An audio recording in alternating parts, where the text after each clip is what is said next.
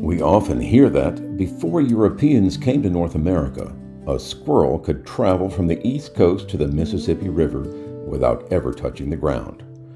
While that's not really true, it's part of the myths and legends that humans create about forests. It is true that what we call the U.S. was heavily timbered at one time, and that very, very little of that original timber still exists. Interestingly enough, one piece of this ancient timberland still stands right in the heart of a major city, Memphis, Tennessee. It's one of only 3 in all the United States. It's called, simply enough, the Old Forest. And it is.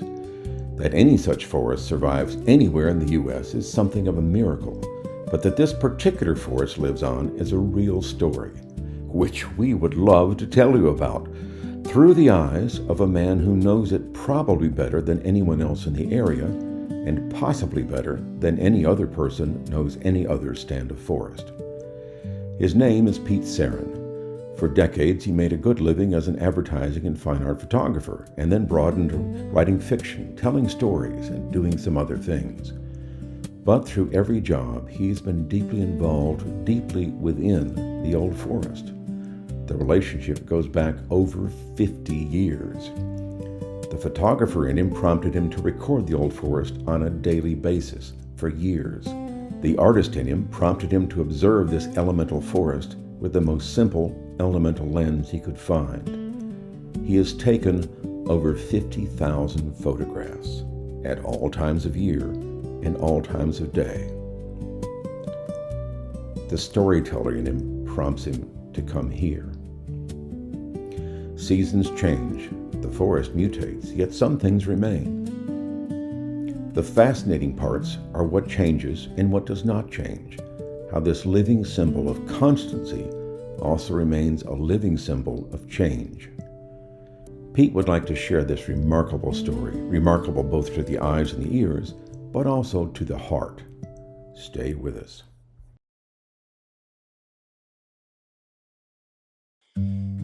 The Old Forest stood in the way of a coast-to-coast interstate highway, I-40. It was nearing completion except for the annoying gap of the Old Forest. Bulldozers had literally cleared all the houses up to the forest on both sides to bare ground. But a few heroes, the little old ladies in tennis shoes and a couple talented lawyers, took the case to the Supreme Court and won. The Old Forest is a lesson of hope for the whole country as our parks and forests are threatened like never before. The surprise is, even after a Supreme Court ruling, the threats to the Old Forest were not ended. There are new battles, new heroes, and new stories to tell. After 7 years of study and reflection, I made the first short video of the Old Forest and posted it on the Facebook page dedicated to the subject, where it posted daily pictures from the very start. Reactions to the 7-year video were very interesting. Just as I have learned to listen to the forest, I've learned to listen to people who are moved by it, who love it like the living thing it is.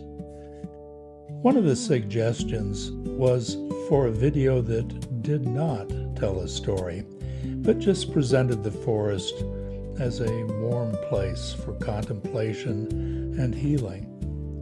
I'll talk about that below. Join me and help me tell this story.